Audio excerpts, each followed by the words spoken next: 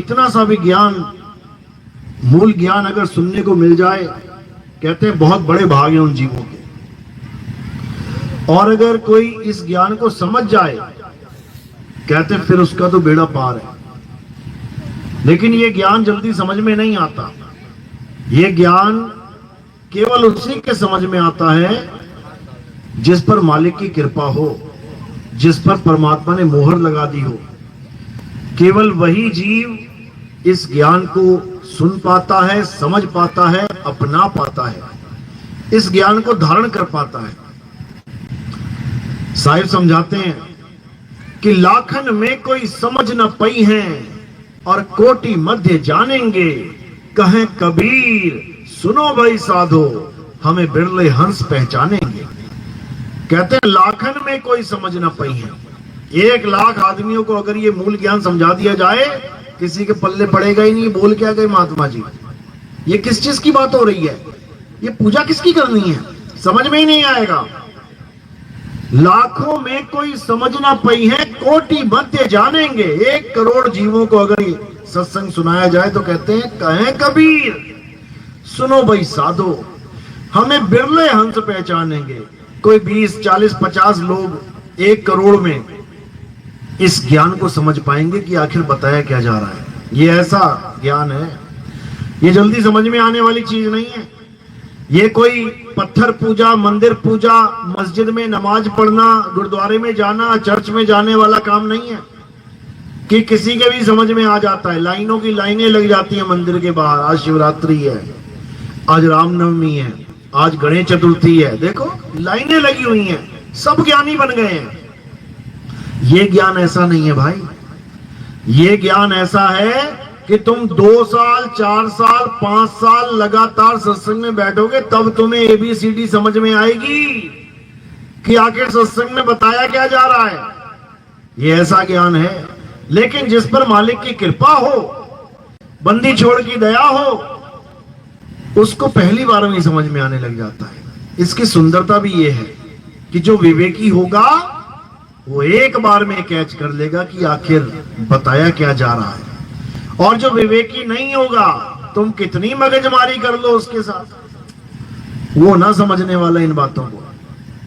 तो आज उस ज्ञान का भेद समझाया जाएगा जिसको पाने के लिए बड़े बड़े ऋषि मुनि अपना घर बार त्याग के चले गए, अपने माँ बाप, अपने बीवी बच्चों को सोता छोड़ के चले गए। महात्मा बुद्ध जैसे। आपको कोई कहे अपनी एक झोपड़ी छोड़ के चला जा, वो ना छूटती। लेकिन महात्मा बुद्ध जैसे देखो, माँ बाप भी छोड़ दिए, बीवी बच्चा भी छोड़ दिया, राजपाट भी छोड़ दिया, सब कुछ छोड़ दिया। क्या लेने चले गए जंगल में? ऐसा क्या मिल रहा था जंगल में जो हम लेने नहीं जा रहे हैं? हम अपने मकान नहीं छोड़ पा रहे हैं, दुकान नहीं छोड़ पा रहे हैं, उन्होंने कैसे छोड़ दिया सब कुछ? क्या मिलता है जंगल में? क्या लेने गए थे वो जंगल में? जिस दिन तुम्हें समझ में आ जाएगा ना कि क्या मिलता है जंगल में, क्यों छोड़ा उन्होंने घर बार, उस दिन तुम्हारी आंखें खुल जाएंगी कि आखिर तुम इस दुनिया में करने क्या आए थे और कर क्या रहे हो। समझ लो। तो आज सारे भेद खोले जाएंगे और जो मालिक के जीव हंस होंगे, परमात्मा के विवेकी हंस होंगे, वो आज ही समझ जाएंगे कि कहानी चल क्या रही है। तो आज का सत्संग शुरू करने से पहले परमपिता परमात्मा के नाम पे जयकारा लगाएंगे, फिर सत्संग शुरू करेंगे। बोलिए परमपिता परमात्मा की, सदगुरु बंदी छोड़ कबीर साहिब की, सभी संतों की, सभी भक्तों की, इस गांव नगर बस्ती की, सत्संग कराने वालों की, सदगुरु मदनपति साहिब की, दीवान जौहरपति साहिब की, सदगुरु वैरागपति साहिब की, कलीनापुर धाम की, सभी संतों की। सतनाम साहिब बंदगी, सकल हंस को बंदगी, साहिब बंदगी सतनाम। तो कबीर साहब समझा रहे हैं कि भाई ये इंसान जन्म इतना आसान नहीं है कि तुम सोचो कि ये हमें ऐसे ही मिल गया। ये ऐसे नहीं मिला है। इस एक इंसान जन्म करने के लिए हमें क्या करना पड़ा? 84 लाख योनियों में भ्रमण करना पड़ा। 84 लाख योनियों में। तुम अपने स्कूल का सर्टिफिकेट दिखाओ किसी को, देखो मैं पास हो गया। वो एक सर्टिफिकेट पाने के लिए तुम्हें क्या करना पड़ा? 365 दिन तुम्हें स्कूल जाना पड़ा है। उस एक सर्टिफिकेट के पीछे क्या छुपा हुआ है?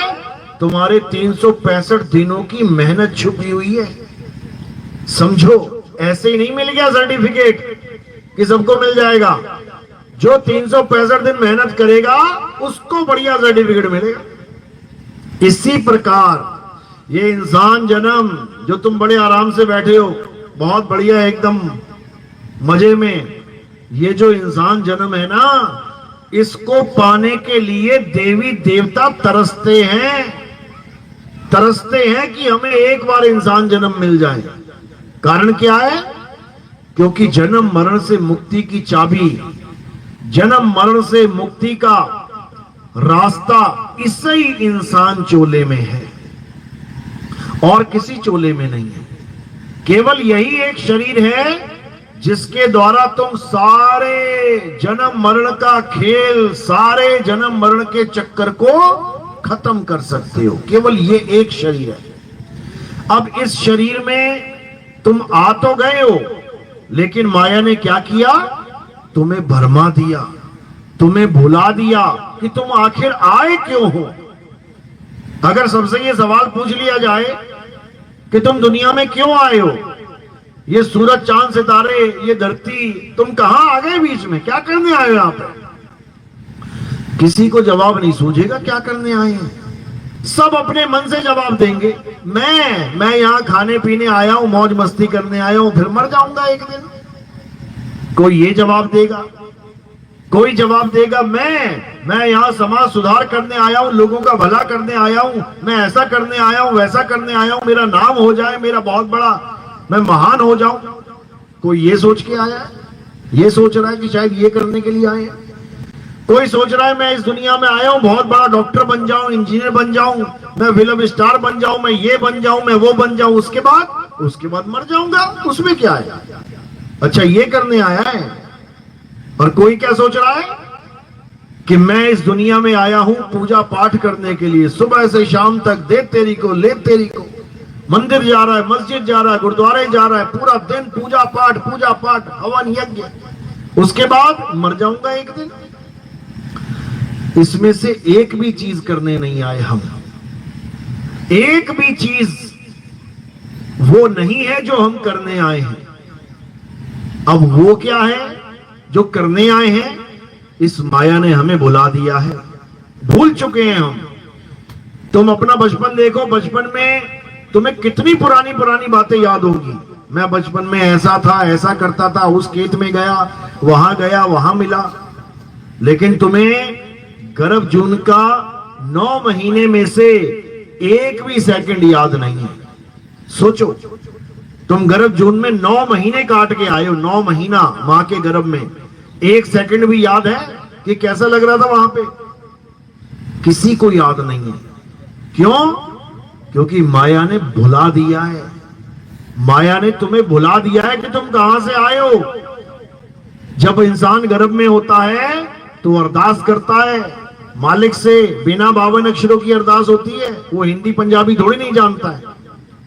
गर्भ का बच्चा कौन सी भाषा जानता है? हिंदी बोलता है गर्भ में, या पंजाबी, या अंग्रेजी, या डच, फ्रेंच, कौन सी भाषा बोलता है? कुछ नहीं बोलता। फिर भी अरदास करता है।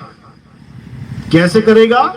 जब उसको कष्ट होगा तो अरदास करेगा। एक कुत्ते को कोई भाषा नहीं आती, लेकिन एक लठ मार दो उसके, अभी देखो अरदास निकलेगी, अभी उसके मुंह से आह निकलेगी, और सीधी कहां जाएगी?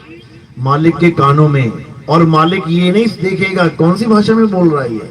मालिक सुनते ही पहचान जाएगा कि भैया मेरा कुत्ता कष्ट में है, और भागा आएगा अपने कुत्ते को बचाने के लिए। इसी प्रकार जब ये जीव मां के गर्भ में होता है, मां का गर्भ का मतलब क्या होता है? कुंभी नरक। कुंभी नरक बोला गया है मां के गर्भ को।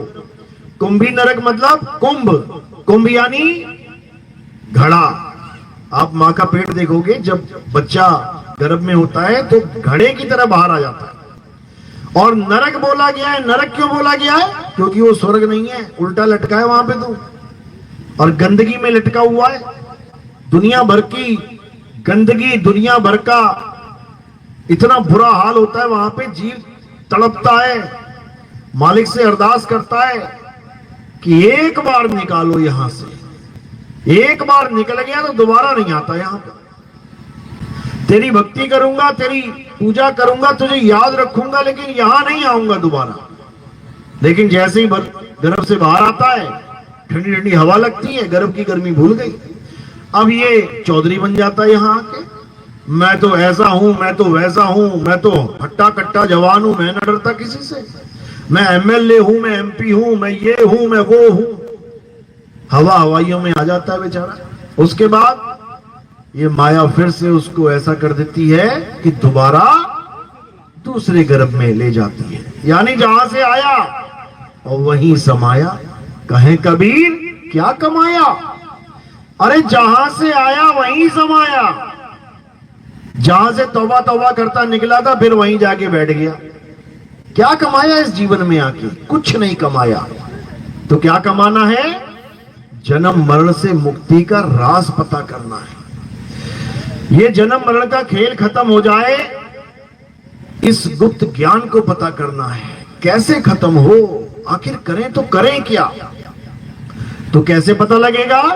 जंगलों में घूम के, या नदियों में नहा के, या पहाड़ों पे चढ़ के, या रेगिस्तान में घूम के? कहां पता लगेगा इस बात के बारे में? ये गुप्त ज्ञान कहां पता लगेगा? गुरु के पास। ज्ञान कहां मिलता है? गुरु के पास। कोई भी ज्ञान हो, तुमने सिलाई कढ़ाई सीखनी है, तुमने जूते काटने सीखने हैं, तुमने मोटर मैकेनिक बनना है, तुमने सुनार बनना है, तुमने लोहार बनना है, ये भाई डीजे का काम करते हैं, इनसे भी सीखना चाहोगे तो इनको गुरु बनाना पड़ेगा, क्योंकि गुरु ज्ञान देता है। जिससे तुम ज्ञान ले रहे हो वही तुम्हारा गुरु है। तो ये ज्ञान कहां मिलेगा? गुरु जी के पास। अब कौन से गुरु जी के पास? क्योंकि गुरु तो बहुत सारे बैठे हैं यहां पे। इतने गुरु बैठे हैं, इतने गुरु बैठे हैं कि तुम्हें समझ में ही नहीं आएगा कि मैं जाऊं तो जाऊं किसके पास। इतने गुरु बैठे हुए हैं यहां पे। तो कबीर साहब यही समझा रहे हैं कि ज्ञान तो गुरु के पास मिलेगा, इसमें कोई शक नहीं है, लेकिन तुमने अपना विवेक जगा के गुरु के द्वारा दिए हुए नाम की परख करके उसको अपनाना है, उसको धारण करना है।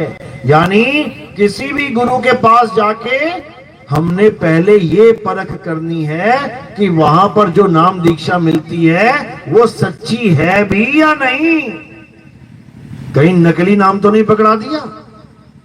ये समझना पड़ेगा। अब ये नकली नाम क्या होता है? नाम तो नाम होता है, सारे नाम भगवान के हैं, इसमें नकली असली वाली क्या बात है? बिल्कुल है, बिल्कुल है। नकली असली का ही खेल है यहां पे। यहां नकली और असली में ही फर्क करना है कि कहीं तुम नकली सामान ना ले आओ मार्केट से। तो कबीर साहब यही समझा रहे हैं, कह रहे हैं गुरु मेरे सभी बड़े, अपनी अपनी ठौर, अपनी अपनी ठौर।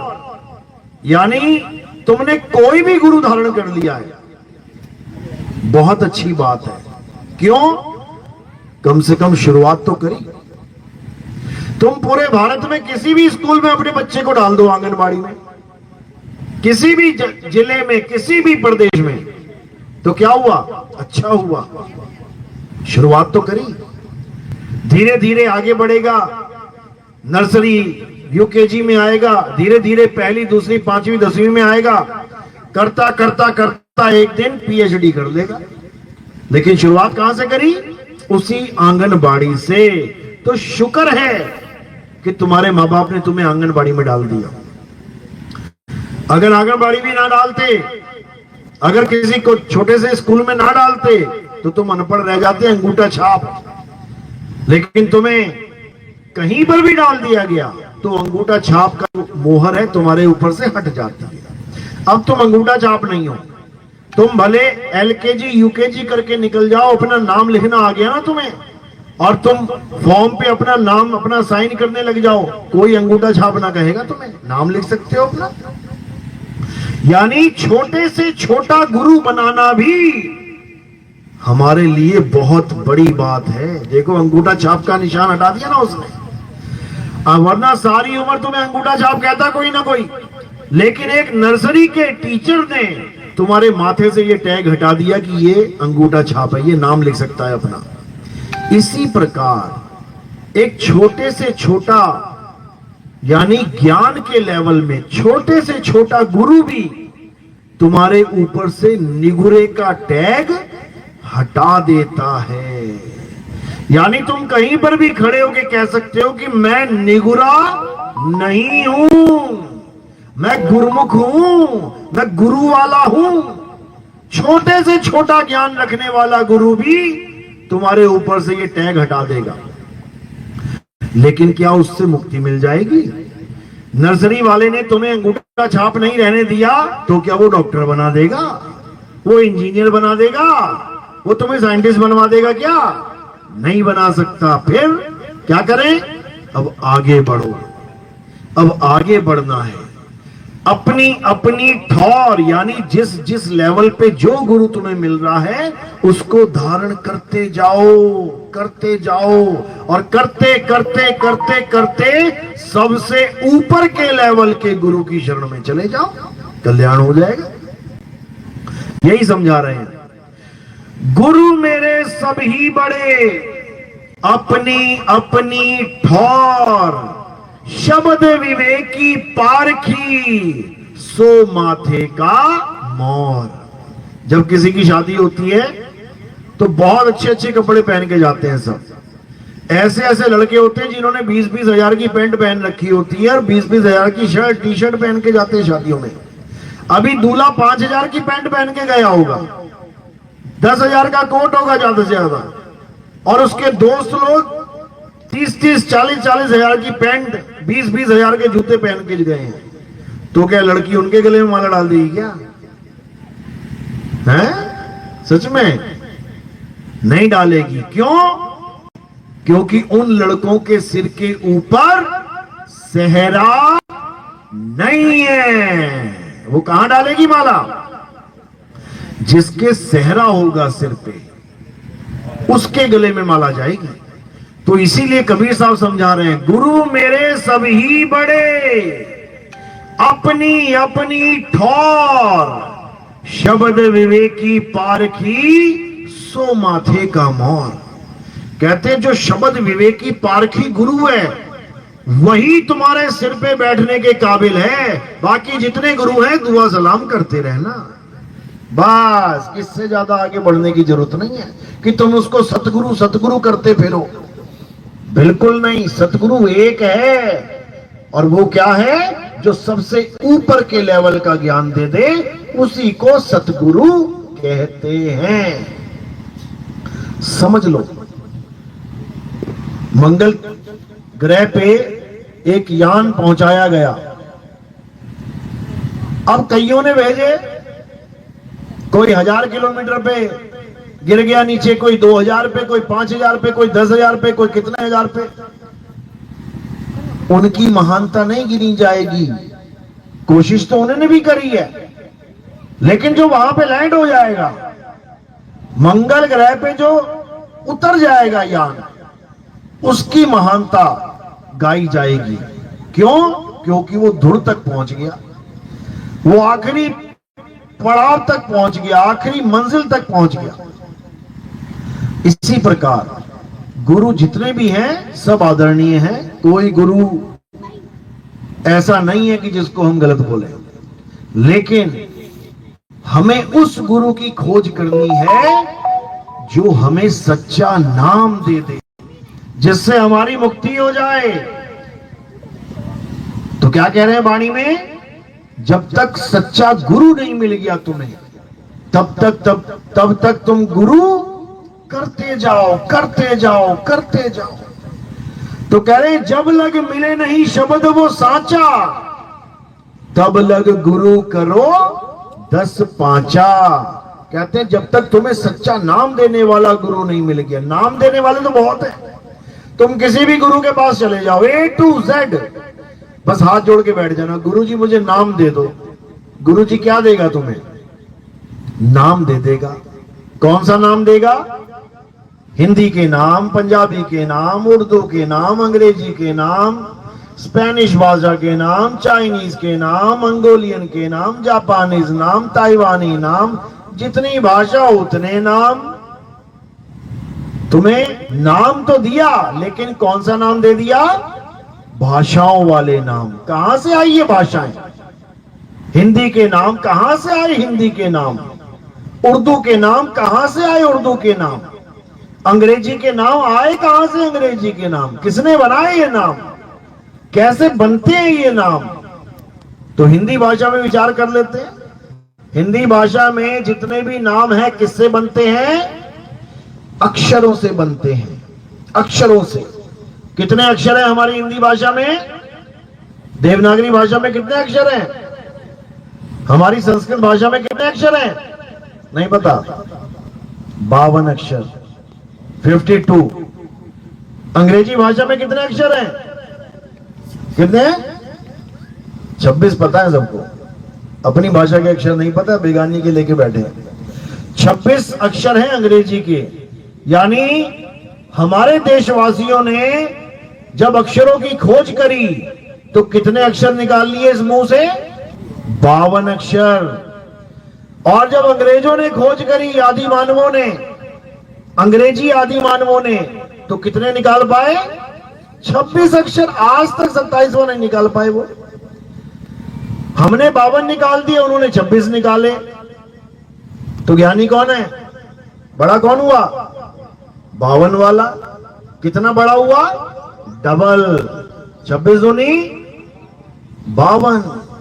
यानी अंग्रेजों की बुद्धि इतनी नहीं चली जितनी हमारे संतों की, ऋषि मुनियों की चल पड़ी।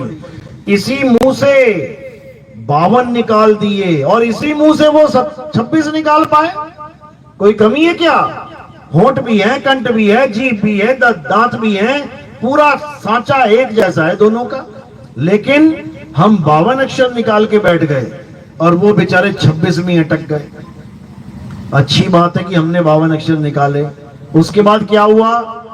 इन्हीं 52 अक्षरों के द्वारा, कौन से? आ ई ई उ का खा गा चा चा जा टा टा टा, सारे अक्षरों के द्वारा हमने क्या किया? हमने इस दुनिया में हर चीज जो भी दिखाई दे रही है उसका एक नाम रख दिया। कैसे रखा?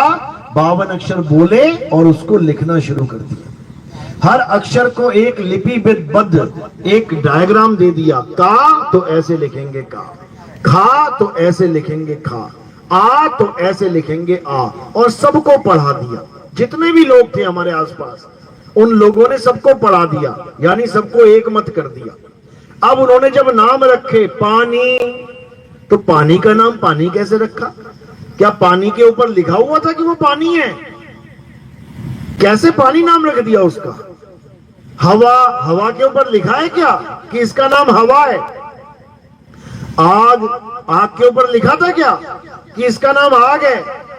पेड़, पत्ते, फल, फूल, पत्थर, मिट्टी, रेत, बजरी, क्या इनके ऊपर नाम लिखा हुआ है किसी का?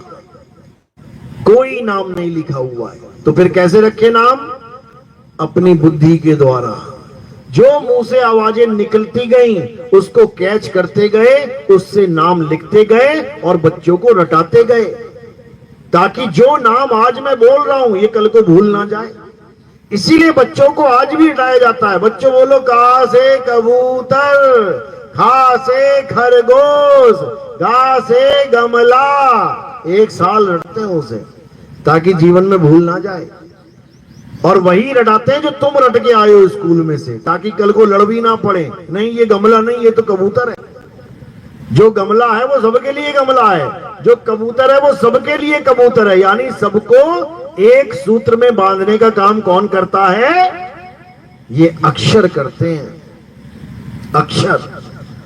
इसीलिए हम विदेश में जाके फेल हो जाते हैं, मुंह देखते हैं केवल। बोले तो बोले क्या? भैया गिलास को क्या बोलते हो तुम लोग? भैया दूध को क्या बोलते हो तुम लोग? बड़े से बड़ा डॉक्टर साइंटिस्ट वहां जाके जीरो हो जाता है, एक अबोध बालक की तरह बैठ जाता है, बोलूं तो बोलूं क्या, समझते तो ये कुछ है नहीं है। फिर इशारों में काम चलता है, भैया पानी, भैया भैया कैंची, भैया, फिर ये चलेगा काम। तो कहने का मतलब अक्षरों के द्वारा सारी दुनिया में जितनी भी चीजें थी सबने नाम रख दिए। हिंदुस्तानियों ने नाम रखा वाटर, वाटर रखा, क्या रखा, पानी, और अंग्रेजों ने उसी तत्व का क्या नाम रख दिया, वाटर। हमने रखा आग, उन्होंने क्या रख दिया, फायर। हमने रखा सूरज, उन्होंने क्या रख दिया, सन। हमने रखा स्टार्स, मून्स, अच्छा चांद सितारे, उन्होंने क्या रखा, स्टार, मून। यानी जो चीज हमने अपनी भाषा में रखी अपने अक्षरों के द्वारा, उन्होंने उसी चीज का नाम रख दिया अपने अक्षरों के द्वारा, और बिल्कुल अलग। यहां तक तो समझ में आती है बात। क्यों? क्योंकि उसकी किताब हम पढ़ लेंगे, अपनी किताब उसे पढ़ा देंगे, बात खत्म हो गई। कितनी बड़ी बात है। बच्चे पढ़ते ही हैं, आग भी पढ़ते हैं, साथ में फायर भी पढ़ रहे हैं, अंग्रेजी का भी टीचर आ गया साथ में, बेटा हिंदी तो पढ़ रहे हो, अंग्रेजी भी पढ़ो। क्यों? कल को अंग्रेज मिल गया तो कैसे बात करोगे उससे? तो यूनिवर्सिटी दी हमें अंग्रेजी, किसी देश में चले जाओ तुम अंग्रेजी के सहारे। अगर तुम्हें अंग्रेजी भाषा आती है, तुम किसी देश में मुंह उठा के पहुंच जाओ, तुम घर वापस आ जाओगे, बस कोई टेंशन नहीं होगी तुम्हें, क्योंकि अंग्रेजी पूरी दुनिया में चलती है, यूनिवर्सल लैंग्वेज बना दी है। अच्छी बात है, कम से कम जीवन आसान हो गया। यहां तक तो सब अच्छी बात है कि हर चीज का नाम रख दिया गया, वरना दुकान पे जाते ना काली मिर्च लेने और उसका नाम न रखा होता काली मिर्ची, तो तुम पागल हो जाते समझा समझा के कि लेने क्या आया है। समझे? शुक्र करो जीरे का नाम जीरा रख दिया, और जीरे का नाम जीरा ना रखा होता ना, तुम पागल हो जाते समझा समझा के कि लेने क्या आया हूं, और वो पूछ पूछ के पागल हो जाता कि दूं क्या। तो शुक्र मनाओ कि हमने 52 अक्षरों की खोज कर ली, इंसान ने, जीवन कितना आसान हो गया। भैया पानी लाना जरा, देखो कैसे सब समझ गए ना क्या चाहिए मुझे, केवल एक ही शब्द बोला मैंने, पानी। उसी वक्त सबके दिमाग में आ गई, अच्छा ये पानी मांग रहा है, समझे? अब मैं बोल रहा हूं भैया पिकलू लाना, पिकलू। अब आधे सोचे ये पिकलू क्या चीज है भाई, चिरकू लाना, चिरकू। ये चिरकू क्या होता है? यानी कोई ऐसा शब्द बोल दूं मैं जो तुमने कभी पढ़ा ना हो, तुम चक्कर में पड़ जाओगे, भैया ये क्या बोल दिया, ये कहां से लेके आए। ये शब्दों की महिमा है, यानी सबको एक सूत्र में बांध के रखा हुआ है, किसने? शब्द ने, शब्द ने। अच्छी बात है, सबको एक कर दिया शब्द ने, तो अनेक किसने किया? फिर अनेक किसने किया? यहां तक तो अच्छी बात है कि दुनियावी चीजों के नाम रख दिए, सब एक हो गए, सबको आसानी से समझ में आ गया। अब दिक्कत कहां हुई? जब इंसान ने भगवान के नाम रखना शुरू किया, अल्लाह रख दिया, गॉड रख दिया, वाहिगुरु रख दिया, सतपुरुष रख दिया, अलख पुरुष रख दिया, अनामी पुरुष रख दिया, सारे नाम रख दिए अपनी अपनी भाषाओं में। अब पड़ा पंगा। क्यों? क्योंकि जिस चीज का नाम रखा वो दिखता ही नहीं है।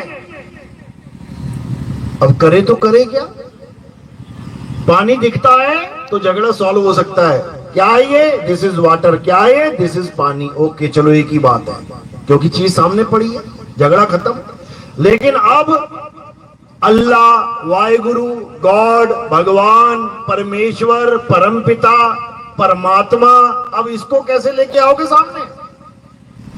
अब ये सामने आ नहीं सकता, इसलिए सब इसको बड़ा करने में लगे हैं कि नहीं, मेरा वाला शब्द बड़ा है, तेरा वाला नहीं। मेरा अल्लाह बड़ा है, तेरा राम छोटा है। मेरा वाहिगुरु बड़ा है, तेरा गॉड छोटा है। ये हो गया झगड़ा। शब्दों ने ही सबको एक किया और शब्दों ने ही सबको अनेक कर दिया। सब अपने अपने शब्द लेके बैठ गए। आज भी तुम जो शब्द जप रहे हो वो इसलिए जप रहे हो क्योंकि तुम्हारे धर्म वाले ने, तुम्हारे देश वाले ने, तुम्हारे गुरुजी ने वो शब्द दे दिया है। तुम दूसरे के गुरु के शब्द नहीं जप रहे हो, समझे? जबकि तुम्हारे गुरु ने क्या बोल के दिया वो शब्द कि परमात्मा एक है और नाम क्या दे दिया? राम। अब उसको पूछो कोई कि परमात्मा एक है तो अल्लाह भी परमात्मा ही हुआ, गॉड भी परमात्मा ही हुआ। क्यों? क्योंकि चारों किताबों में लिखा है कि भगवान ने धरती बनाई, भगवान ने सूर्य बनाया, भगवान ने चांद सितारे बनाए। हमारे ग्रंथों में ये लिखा है। मुसलमानों ने लिखा है अल्लाह ने धरती बनाई, अल्लाह ने सूरज चांद सितारे बनाए, अल्लाह ने सब बनाया। ईसाइयों में लिखा है गॉड ने धरती बनाई, गॉड ने सूरज चांद सितारे बनाए। सिखों में लिखा है वाहेगुरु ने सूर्य बनाया, वाहेगुरु ने तारे बनाए, चांद बनाया। तो सोचो अगर ये चारों अलग अलग होते तो कितने सूरज घूम रहे होते ऊपर? कितने घूम रहे होते? 4 घूम रहे होते। कितनी धरती घूम रही होती है? ये हिंदुओं की, मुसलमान की, सिख की, ईसाई की 4 धरतियां घूम रही होती हैं यहां पे। समझो।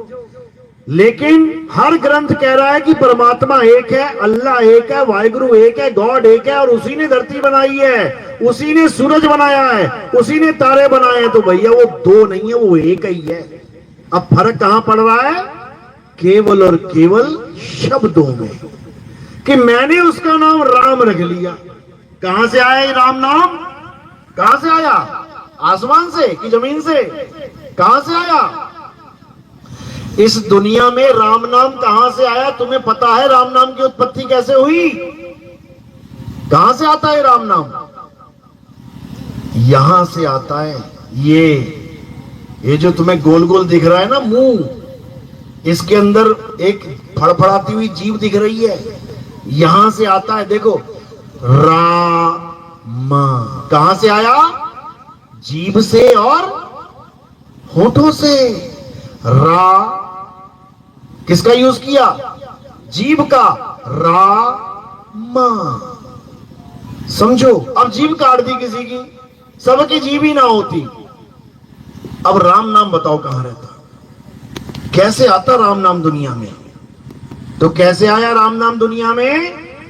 इस मुख के द्वारा, जीभ के द्वारा, होठों के द्वारा। अगर हमारे आदि मानव भाई लोग सारे अक्षर बना देते, केवल 2 अक्षर ना बनाते, रा और मां, तो कौन से भगवान का नाम जपते थे? बनाए तो उन्होंने ही है ना। अगर वो एक लाइन ना बनाते, या रा ला वा, तो रा कहां से लाते तुम? एक और लाइन ना बनाते, पा फा बा भा मा, तो राम का मां कहां से लाते तुम? शुक्र करो कि उन्होंने बना दिए अक्षर ये, तभी तो तुम उनका मंदिर बना के बैठे हो। समझो।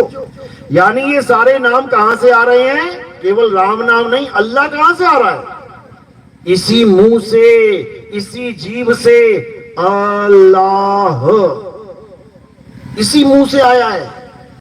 वाहे गुरु कहां से आया? इसी मुंह से आया है। गॉड कहां से आया? इसी मुंह से आया है। सारे नाम इसी मुंह से निकले हैं, लेकिन लोग नाम को तो पकड़ के बैठ गए, लेकिन जिसका नाम रखा गया है, ये जिस तत्व का नाम रखा गया, उस तत्व को ना जान पाए। याद रखो, जितने भी नाम रखे गए इस दुनिया में, किसके रखे गए हैं? तत्व के। इस गिलास में कौन सा तत्व है? पानी तत्व है। तत्व है, इसीलिए इसका नाम रखा गया है। इसी प्रकार तुम्हें जितने भी तत्व दिखाई दे रहे हैं संसार में, उसके नाम इसीलिए रखे गए क्योंकि तत्व है। अब यहां एक ऐसी चीज है जो है ही नहीं, अब उसका क्या नाम रखोगे? जो है ही नहीं तो उसका क्या नाम रखोगे? इसी प्रकार अगर किसी ने नाम रखा है राम, किसी ने रखा अल्लाह, किसी ने रखा वाहेगुरु, किसी ने रखा गॉड, तो इसका मतलब ये किसी चीज के नाम है, किसी तत्व के नाम है। उन्होंने उस चीज को जरूर महसूस किया होगा, तभी तो उन्होंने लिखा कि राम बोलो कि श्याम बोलो कि अल्लाह बोलो कि वाहिगुरु बोलो। उस तत्व का नाम तब आया है जब तत्व का ज्ञान हुआ है। इसी प्रकार इस दुनिया में जितने भी नाम हैं, कहां से आए हैं? इस जीभ, इस मुख से। तो कबीर साहब क्या समझा रहे हैं कि अगर तुम्हें कोई ऐसा गुरु मिल गया है जिसने तुम्हें नाम जपने को दे दिया और तुम खूब मन लगा के जप रहे हो, Ram Ram Ram Ram Ram Ram Ram Ram, Allahu Allahu Allahu, Waheguru Waheguru Waheguru Waheguru, God God God, समझ जाना तुम्हें क्या पकड़ा दिया गया है? 52 अक्षर।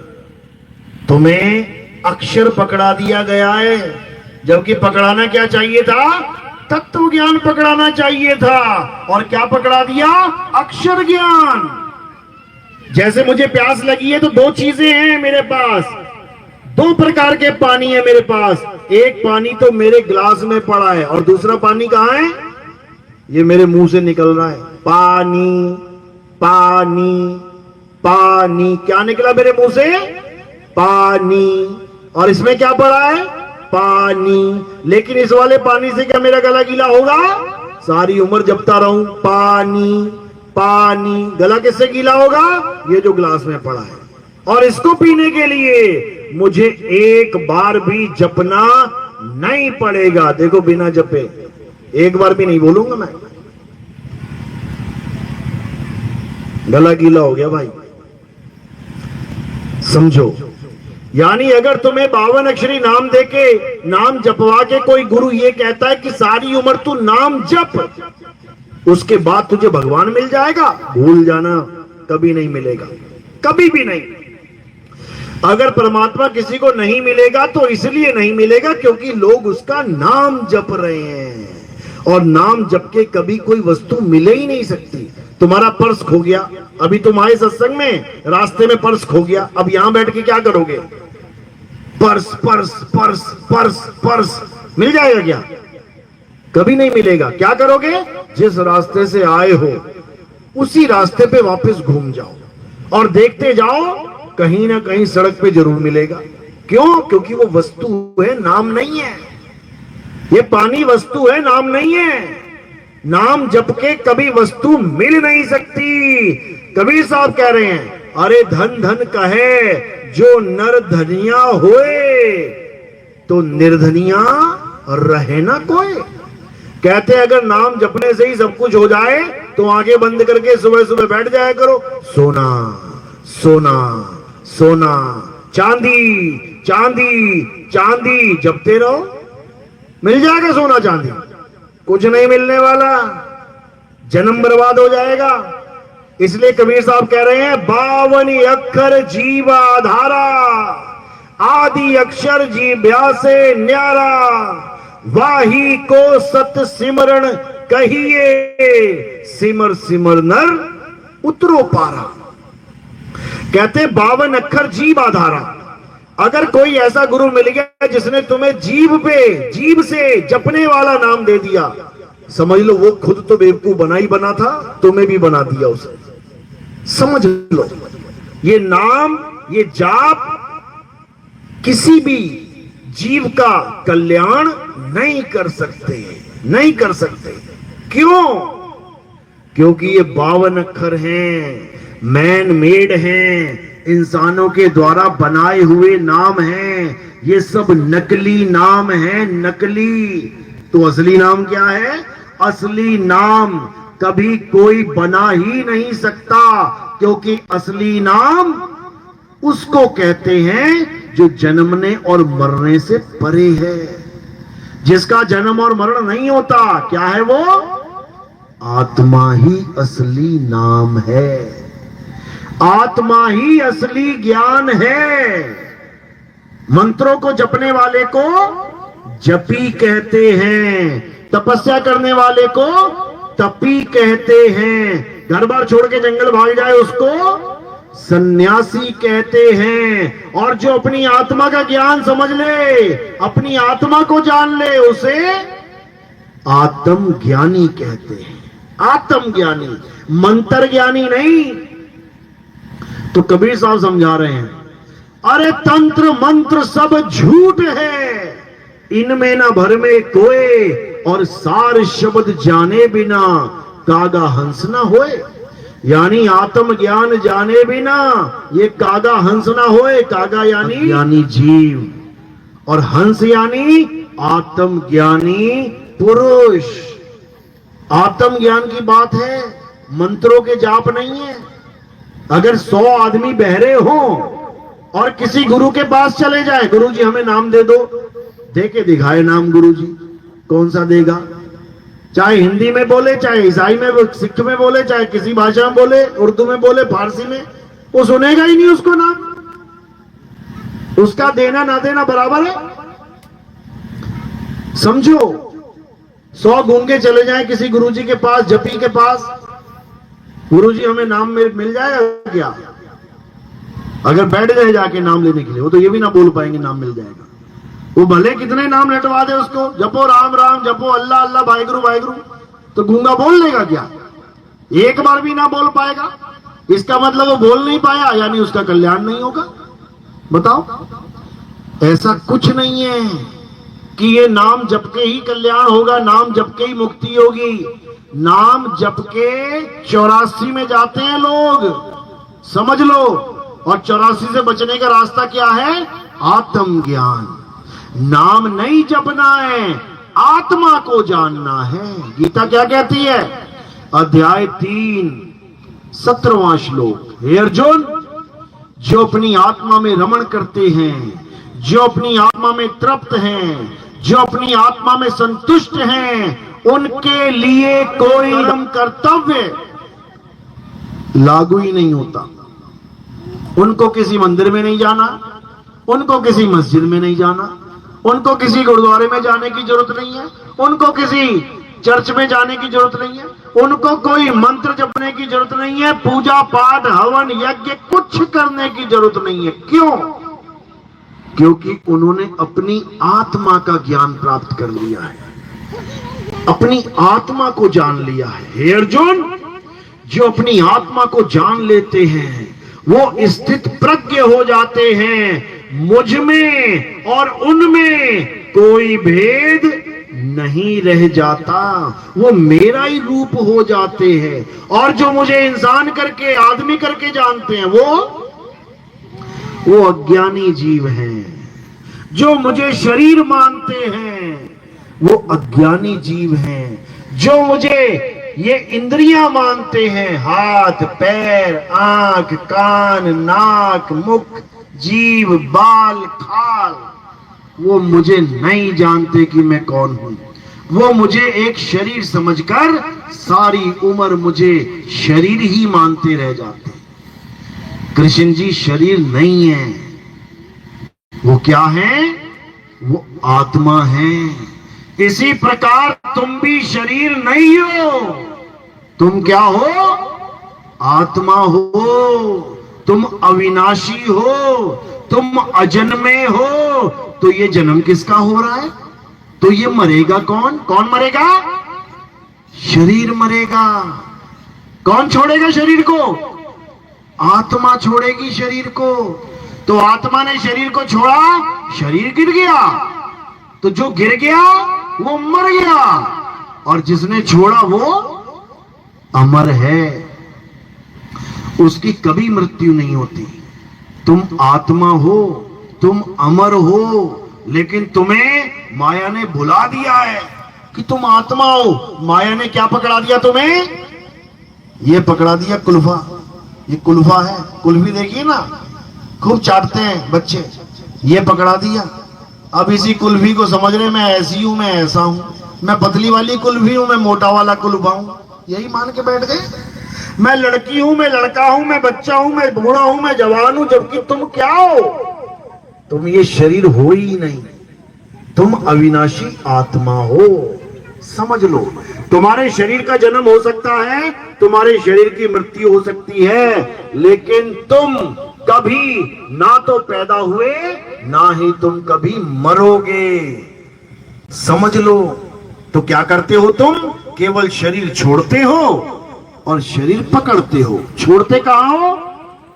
इस दुनिया में कोई बेड पे पड़ा पड़ा छोड़ गया, कोई हॉस्पिटल में पड़ा पड़ा छोड़ गया, एक्सीडेंट में गिर के छोड़ के चला गया। और पकड़ते कहां हो? कहां पकड़ते हो शरीर? कहां मिलता है शरीर? कौन सी मार्केट में? कहां मिलता है शरीर? कहां से लेके आए हो ये शरीर? ये 50-50 किलो के शरीर कहां मिले तुम्हें? कहां मिलते हैं? मां के गर्भ में। मां के गर्भ से लेके आते हो शरीर, समझो। और कहां छोड़ देते हो? इस संसार में छोड़ देते हो। ला कहां से रहे हो, छोड़ कहां रहे हो? हर इंसान मां के गर्भ से शरीर लेके आ रहा है और यहां धरती पे छोड़ के चला जा रहा है, लेकिन मर नहीं रहा है, केवल छोड़ रहा है। कहते हुए ना, मेरे पिताजी ने शरीर छोड़ दिया, पिताजी ने ये शरीर छोड़ दिया। तो शरीर छोड़ा है, जिसने छोड़ा है वो कौन है? जो शरीर छूटा है उसको पिताजी पिताजी करता रहा सारी उम्र। ये शरीर जो छूटा है, मोटा शरीर, काला पतला शरीर, ये छोड़ दिया पिताजी ने। तो किसने छोड़ा? पिताजी ने शरीर छोड़ा। तो जिसको छोड़ा वो तो शरीर था, तो पिताजी कौन है?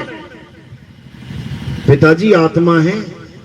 यानी तुम सारी उम्र जिसे पिताजी पिताजी माताजी माताजी कर रहे हो, वो तुम्हारी माता है ही नहीं। तुम्हारी माता और तुम्हारा पिता कौन है? जो इस शरीर को छोड़ के अंत में चला जाएगा और तुम देख भी ना पाओगे कि छोड़ के कौन गया। तुम्हें अपने माता पिता का पता ही नहीं लगेगा कब छोड़ के चले गए। और ये क्या पकड़ा गए मुझे? केले का छिलका। अब कहां जाएगा ये? डस्टबिन में। इसको जला दो, इसको दफना दो। और माता पिता कहां गए? वो शरीर छोड़ के चले गए। कहां चले गए? स्वर्ग में चले गए। स्वर्गवास हो गया। लिखते हो ना कार्ड में, पिताजी का स्वर्गवास हो गया। स्वर्गवास का मतलब क्या होता है? स्वर्ग में वास हो गया। अभी झोपड़ी में रहता था इस गांव में, बिल्कुल टूटी फूटी झोपड़ी में पिताजी किसी का। अब वहां से कहां चला गया? पहले झोपड़ी में वास था, अब कहां चला गया? अब स्वर्ग में वास है। तो खुशी की बात है कि दुख की बात है? टूटी झोपड़ी छोड़ के जिसको स्वर्ग मिल जाए वो दुखी होगा कि सुखी होगा? समझो। और जो स्वर्ग में गया है वास करने, तो वो मरा कहां? अगर मर जाता तो वास करता वहां पे। आज यहां वास कर रहा है, कल वहां वास कर रहा है, परसों को फिर वापस आ जाए वास करने, तो मरा कौन? पिताजी नहीं मरा, पिताजी तो जा रहा है और आ रहा है। तो मरा कौन? ये शरीर मरा। इसलिए ना तो तुम शरीर हो, ना तुम्हारे पिताजी शरीर है, ना तुम्हारी माताजी शरीर है, ना राम जी शरीर है, ना श्याम जी शरीर है, ना ईसा मसीह शरीर है, ना बाबा नानक शरीर है, ना कबीर साहब शरीर है, ना मीरा भाई शरीर है। कोई शरीर नहीं है। शरीर क्या है? 5 तत्वों का पुतला। आकाश है, वायु है, धरती है, पानी है। 5 तत्वों का शरीर है। मैं क्या हूं इसमें से? क्या मैं हवा हूं? क्या मैं अग्नि हूं? क्या मैं धरती? क्या मैं पानी? क्या मैं आकाश हूं? नहीं, वो तो ये शरीर है। तो मैं कौन हूं? ये जो बोल रहा है वो हूं मैं। अब ये बोल कौन रहा है? 5 तत्व सामने तुम्हारे खड़े हैं, ये तुमसे बात ना करते। आसमान से पूछो भैया कितनी ऊंचाई है तुम्हारी, बताएगा क्या? हवा से पूछो कितनी स्पीड में चल रही हो बहन, बताएगी क्या? पानी से पूछो कितने डिग्री सेंटीग्रेड है, बताएगा क्या? आग से पूछो कितनी गर्म है तू, बताएगी क्या? धरती से पूछो कितनी कठोर है तू, नहीं बताएगी। क्यों? क्योंकि जड़ है, नहीं बता सकती। लेकिन इसी 5 तत्वों को, यानी इन्हीं जड़ को जब एक मूर्ति बना दिया गया, अब देखो कैसे फटाफट बोल रहा है ये। 5 तत्वों का शरीर अब कैसे फटाफट बोल रहा है? किसकी वजह से? आत्मा की वजह से। ये आत्मा की वजह से तुम्हारे अक्षर निकल रहे हैं। ये आत्मा की वजह से तुम्हारी काया चल रही है। ये आत्मा की वजह से तुम खा रहे हो, पी रहे हो, नहा रहे हो, धो रहे हो। आत्मा की वजह से तुम्हें बढ़िया गद्दों पे सुलाया जा रहा है। और जिस दिन आत्मा ने शरीर छोड़ दिया ना, उसी गद्दे से उठा के जमीन पे लेटा देंगे। अगर माँ बेटे को प्यार कर रही है आत्मा की वजह से, बेटा बाप को प्यार कर रहा है आत्मा की वजह से, घरवाली घरवाले को प्यार कर रही है, घरवाला घरवाली को प्यार कर रहा है, किसकी वजह से?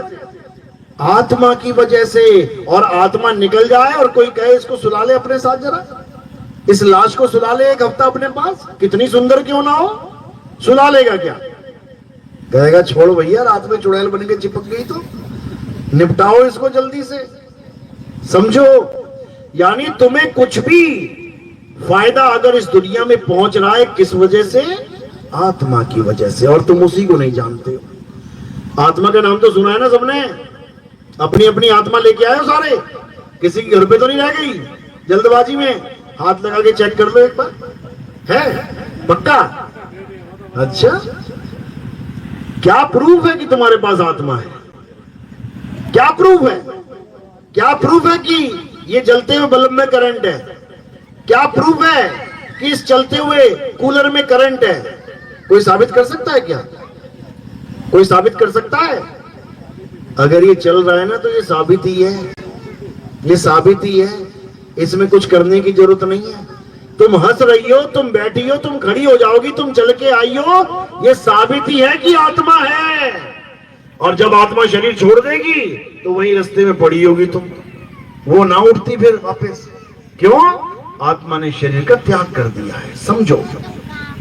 तो आत्मा बिल्कुल करंट की तरह है। मां इतनी मोटी हो सकती है? हो सकती है क्या? नहीं, मां आत्मा है। शरीर मोटा हो सकता है, पंखा मोटा हो सकता है, करंट मोटा थोड़ी नहीं है। बल्ब लंबा गोल हो सकता है, ट्यूबलाइट लंबी हो सकती है, करंट गोल और लंबा थोड़ी नहीं है।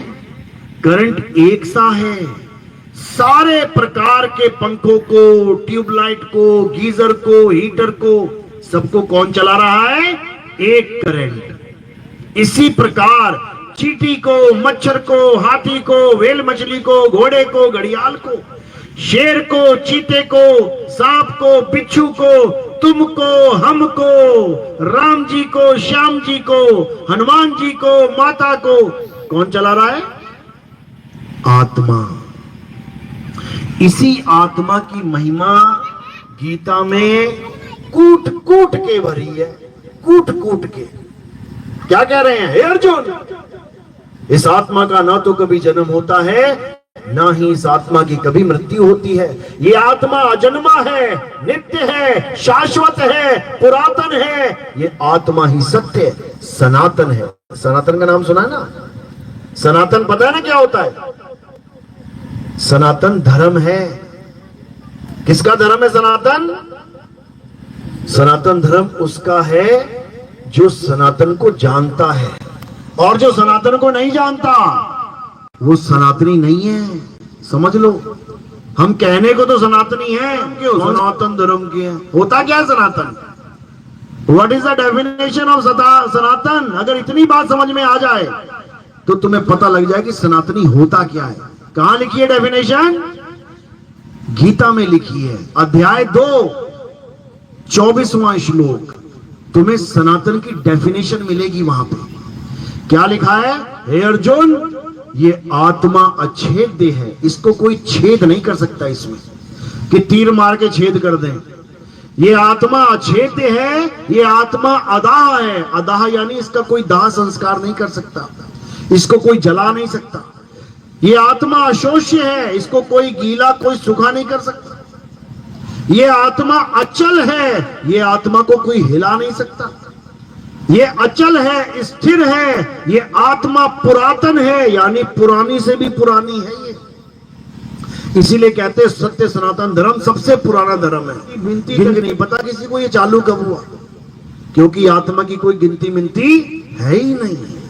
आत्मा का कोई समय है ही नहीं, ऐसा कोई समय था ही नहीं जब ये नहीं थी, और ऐसा कोई समय आएगा ही नहीं जब ये नहीं होगी।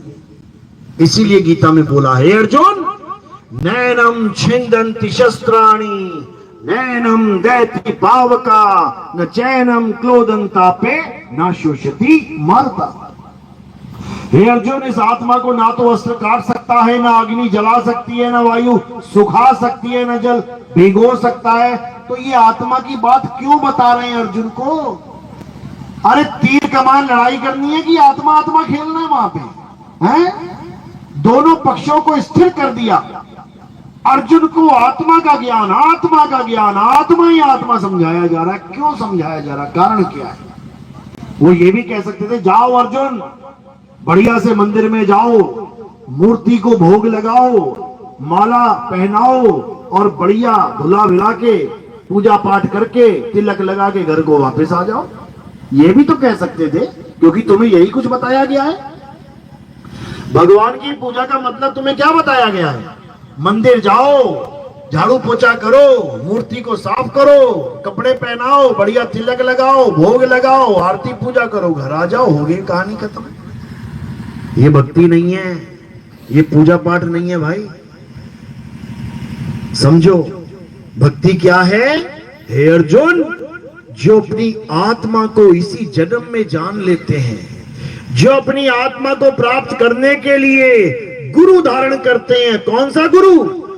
ये मंत्र जपने वाला गुरु नहीं कि राम राम राम जपवा दिया, अल्लाह अल्लाह वाहेगुरु वाहेगुरु जपवा दिया।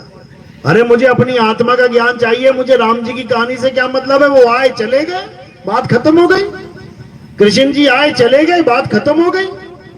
मुझे अपनी आत्मा का ज्ञान चाहिए। मुझे राम से, अल्लाह से, वाहेगुरु के नाम से मतलब क्या है भाई? मुझे आत्मा का ज्ञान चाहिए, क्योंकि कृष्ण जी अर्जुन को आत्मा का ज्ञान समझा रहे हैं। हे अर्जुन, जो आत्मा का ज्ञान मैं तुम्हें समझा रहा हूं, अगर तुम इस ज्ञान को प्राप्त करना चाहते हो तो क्या करो? अध्याय 4 34वां श्लोक पढ़ो। क्या कह रहे हैं? हे अर्जुन, अगर तुम इस सत्य को जानना चाहते हो तो तुम ऐसे तत्वदर्शी संत की शरण में जाओ। क्या लिखा है वहां पे? तत्वदर्शी। अब ये तत्वदर्शी क्या होता है? जपी तपी सन्यासी तो सुना था, नाम जपने वाले गुरु, कोई मुंह से राम राम राम राम करने वाले, कोई श्वासों पे राम राम राम राम राम करने वाले, कोई कानों में उंगली डाल के राम राम करने वाले तो सुने थे। लेकिन ये तत्वदर्शी का क्या मतलब है? नाम में ही अर्थ छुपा है। तत्वदर्शी यानी तत्व का ज्ञान कराने वाला, दर्शन कराने वाला, तत्वदर्शी, जो तत्व का दर्शन करवा दे। समझो, तत्व का नाम नहीं जपवा दे। इस पानी का, एक ही तत्व का कितने नाम हैं? जल, वाटर, नीर, तोय, पानी, जौल। 6 नाम तो हमें ही पता है। उसके बाद तुम जिस देश में जाओगे, हर देश में इसका अलग अलग नाम रखा गया है। तो क्या करोगे? जिस देश में बैठे हो उस देश का नाम जपने लग जाना, उस भाषा के पानी का। प्यास मिट जाएगी क्या? बिल्कुल नहीं। तत्वदर्शी क्या करता है? हर प्रकार के नाम को छुड़वा देता है। क्या जप रहा है तू भाई? मैं पानी पानी जप रहा हूं गुरुजी, छोड़ दे। तू क्या जप रहा है? मैं वाटर वाटर जप रहा हूं, छोड़ दे। तू क्या जप रहा है? मैं जल जल जप रहा हूं, छोड़ दे। तू क्या जप रहा है? मैं नीर नीर, तोय तोय, जौल जौल जप रहा हूं, छोड़ दे। सारे नाम छुड़वा देगा तत्वदर्शी। और क्या बताएगा? बेटा पानी ऐसे पीते हैं। किसी नाम की जरूरत नहीं पड़ी। ये तत्वदर्शी का खेल है, ये किसी जपी तपी सन्यासी का खेल नहीं है। तो गीता में अध्याय 4 34वां श्लोक जिस तत्वदर्शी की महिमा गाता है, उस तत्वदर्शी को तत्व का बोध कराने वाला कहते हैं। और कौन से तत्व का बोध चाहिए हमें? हमारे सामने बहुत सारे तत्व हैं। हवा है, पानी है, अग्नि है, धरती है, आकाश है। कौन से तत्व का बोध चाहिए हमें? हमें इन तत्वों का बोध नहीं चाहिए कि आकाश की पूजा करने लग जाऊं, अग्नि की पूजा करने लग जाऊं, वायु देव की पूजा करने लग जाऊं, पानी की पूजा करने लग जाऊं, धरती की पूजा करने लग जाऊं। ये वाले तत्वों वाला तत्वदर्शी नहीं चाहिए। कौन से तत्व की पूजा करनी है? हे अर्जुन, इस दुनिया में 2 प्रकार के तत्व हैं, एक असत्य और दूजा सत्य। असत्य क्या है? ये 5 भौतिक तत्व असत्य हैं। और सत्य क्या है? हे अर्जुन, आत्म तत्व ही सत्य है। तो कौन सा चाहिए हमें? कौन से तत्व का दर्शन कराने वाला? आत्म तत्व के दर्शन कराने वाला। वो गुरु तत्वदर्शी है, वो गुरु तुम्हारा बेड़ा पार करेगा और बाकी गुरु तुम्हें नाम जपवाएंगे। राम राम जपले, श्याम श्याम जपले, राधे राधे जपले, ओम नमः शिवाय जपले। मुसलमान है तो या खुदा जपले, अल्लाह अल्लाह जपले। सिख है तो वाहिगुरु जपले, सतनाम सतनाम जपले। ईसाई है तो गॉड गॉड जपले, हालेलुया हालेलुया जपले। इससे कुछ होने वाला नहीं है, जन्म बर्बाद हो जाएगा। तो कबीर साहब फिर समझा रहे हैं, कह रहे हैं वो तत्व तुम्हारे पास है, आत्मा तुम्हारे पास है। तो आत्मा को प्राप्त करने के लिए कहां जाना पड़ेगा? क्या अयोध्या में जाना पड़ेगा, वहां रहती तुम्हारी आत्मा? या काबा में जाना पड़ेगा, वहां रहती तुम्हारी आत्मा? या किसी पहाड़ पे चढ़ना पड़ेगा, या किसी नदी में स्नान करना पड़ेगा, वहां है तुम्हारी आत्मा? कहां है तुम्हारी आत्मा? तुम्हारे पास है। तो कबीर साहब समझा रहे हैं, मोको कहां ढूंढे रे बंदे, मैं तो तेरे पास में। ना मंदिर में, ना मस्जिद में, ना काबे कैलाश में, ना मैं जप में, किसी जप से मैं नहीं मिलने वाला। ना मैं जप में, ना मैं तप में, और ना एकांत निवास में। घर बार छोड़ के जंगल मत भाग जाना, वहां भी नहीं मिलने वाला मैं। खोजी होए तुरंत मिल जाऊं, एक पल की तलाश में। और कहें कबीर, सुनो भाई साधो, मैं तो हूं विश्वास में। कहते हैं मैं विश्वास में हूं, लेकिन अंधविश्वास में नहीं। कई लोग कहते हैं हम तो जी पत्थर को भगवान मानते हैं। मैं कहता हूं उनको, सच बता भाई। अरे हाँ गुरुजी, हमें किसी गुरु की जरूरत नहीं है, हमारा भगवान तो हमारे घर में है। सच में? हाँ गुरुजी। तुझे पूरा विश्वास है कि वो भगवान है? हाँ गुरुजी। तो मैंने कहा ठीक है भाई, एक काम कर, एक हफ्ते के लिए कहीं चला जा, घर छोड़ के चला जा, दरवाजे पे एकदम बढ़िया भगवान रख दे जिसको तू मानता है, ताला मत लगाना, और एक हफ्ते के लिए चला जा कहीं घूमने। चला जाएगा क्या? चला जाएगा। तो भगवान की मूर्ति पे ज्यादा भरोसा है कि ताले पे भरोसा है? पहले तो यही बता दे भाई।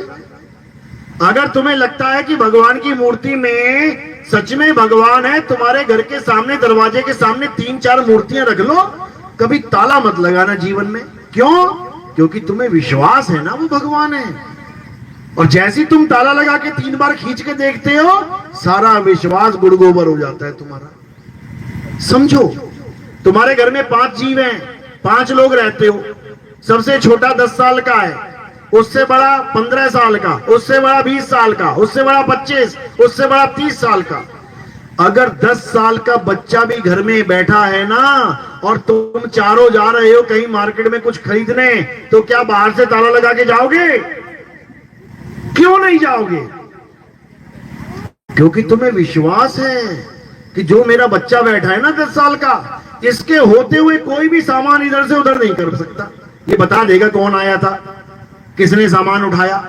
और जब तुम्हारे घर में चोर आता है, तुम्हारे भगवानों के सामने ही ताले टूटते हैं, लॉकर टूटते हैं, चोरी का सामान चोर इकट्ठा करके ले जाता है और भगवान आशीर्वाद दे रहे होते हैं। और तुम जाके पूछो, भगवान जी हमारे घर में चोरी हो गई, चोर कौन था बता दो। भगवान जी कहते हैं बेटा आशीर्वाद है केवल, ज्यादा बातें करने का नहीं, आशीर्वाद लेने का बस। तो ऐसे भगवान नहीं होते हैं। समझो, शुरुआत अच्छी है कि गांव में मंदिर बन गया, बहुत अच्छी बात है। क्यों? अब जो बच्चे दुनिया भर का गलत काम कर रहे थे, कोई बीड़ी पी रहा था, कोई तंबाकू खा रहा था, कोई ताश खेल रहा था, अब क्या करेंगे ये लोग? अब शाम को जाएंगे, सुबह को जाएंगे, मंदिर में बढ़िया ढोलकी बजाएंगे, भजन कीर्तन करेंगे, राम राम करेंगे। अच्छी बात है, बुरी बात थोड़ी नहीं है। अच्छी बात है कि कहीं तो एडमिशन लिया, अरे कहीं तो आंगनबाड़ी में घुसे, अच्छी बात है। लेकिन बुढ़ापे तक आंगनबाड़ी में ही रहे तो अच्छी बात है क्या? तब अच्छी बात नहीं है। आप फर्स्ट क्लास में आ गए हो, अच्छी बात है, लेकिन आप 20 साल तक फर्स्ट क्लास में ही रहो, अच्छी बात है क्या? अच्छी बात नहीं है। समझ लो, यानी मंदिर, मस्जिद, गुरुद्वारा, चर्च एक शुरुआत है हमारे जीवन की। भक्ति में आने के लिए शुरुआत इन्हीं से होती है, लेकिन अंत नहीं होता इससे। समझ लो, आपके गांव के बाहर एक बस स्टॉप है और एक बस स्टॉप वहां है जहां आखिर में तुमने उतरना है। दोनों का नाम क्या है? क्या नाम है दोनों का? Bus stop. लेकिन तुम सारा दिन इसी बस स्टॉप पे खड़े रहो। पूछो कहां खड़े हो? बस स्टॉप पे खड़ा हूं। जाना कहां है? बस स्टॉप पे ही जाना है। लेकिन तुम इधर ही खड़े रहो सारी उम्र, तो भैया पहुंचोगे कब? इसी प्रकार मंदिर, मस्जिद, गुरुद्वारा पहला पड़ाव है। ये हमारे गांव का बस स्टॉप है, यहीं से गाड़ी मिलेगी आगे जाने के लिए। लेकिन पहुंचना कहां है? कहां पहुंचना चाहते हैं? जहां ज्ञान का अंत हो जाए। और ज्ञान का अंत कहां होगा? हे अर्जुन, जो अपने जीवन में आत्मा का ज्ञान प्राप्त कर लेते हैं, उनके जीवन में और कोई ज्ञान प्राप्त करने की जरूरत नहीं रह जाती। क्यों? कारण क्या है? क्योंकि आत्मा में ही परमात्मा का वास है। कबीर साहब समझा रहे हैं, ज्यों तिल माही तेल है और ज्यों चकमक में आग, तेरा साईं तुझ में है, जाग सके तो जाग। समझो, एक पुलिस वाला था, चोर को पकड़ने की कोशिश कर रहा था। 1 महीना लग गया, उसको पकड़ नहीं पाया। मंदिर में जाके सोने की मूर्ति के आगे कह रहा है, भगवान ये चोर मिल जाए, बस ये काम बन जाए। अभी थोड़ी देर हुई, थाने पहुंचे, इतने में एक आदमी भागा आया, रिपोर्ट लिखवानी है, रिपोर्ट लिखवानी। क्या हो गया? अरे वो भगवान की मूर्ति चोर उठा के ले गया मंदिर से। भगवान कह रहा है, पुलिस वाला कह रहा है, अरे मैं भगवान से अरदास करने गया था कि चोर मिल जाए, तो भगवान को भी ढूंढना पड़ेगा। पहले अकेले चोर को ढूंढना था कि कहां चला गया, अब भगवान को भी मुझे ही ढूंढना पड़ेगा। अब बताओ, समझो बात को। समझाया जा रहा है कि भगवान वहां नहीं है जहां तुम ढूंढ रहे हो। भगवान कहां है? तुम्हारी आत्मा में परमात्मा का वास है। जैसे दूध में घी का वास है। अगर तुम्हें सीधे कहे ना घी लेके आओ, अब तो चलो दुकानों में बिकने लग गया है। अगर तुम्हें कहे कि घी लेके आओ, तो तुम कहां जाओगे? कौन से पेड़ पे लटका है घी? कौन सी जमीन खोद के मिलेगा घी? कौन से आसमान से टपकेगा घी? कहां जाओगे? दूध के पास जाओगे। तुम दूध के पास जाके घी निकाल लोगे? ये डाला हाथ दूध में, ये निकाल लिया घी, निकल जाएगा? यानी दूध के पास पहुंचकर भी घी नहीं निकाल पाओगे और सारी उम्र नहीं निकाल पाओगे। कैसे निकालोगे? जब तुम्हें दूध से दही, दही से मक्खन, मक्खन से घी बनाने की विधि गुरु के द्वारा प्राप्त हो जाएगी, तब बड़े आराम से निकाल लोगे। इसी प्रकार दूध तुम्हारे पास है, आत्मा तुम्हारे पास है, लेकिन तुम्हें इस दूध में से घी कैसे निकालना है पता ही नहीं है। तो क्या करोगे? सारी उम्र बर्बाद करके चले जाओगे। कभी तुम्हें परमात्मा का, कभी तुम्हें उसकी प्राप्ति नहीं हो सकती। तो कैसे होगी परमात्मा की प्राप्ति?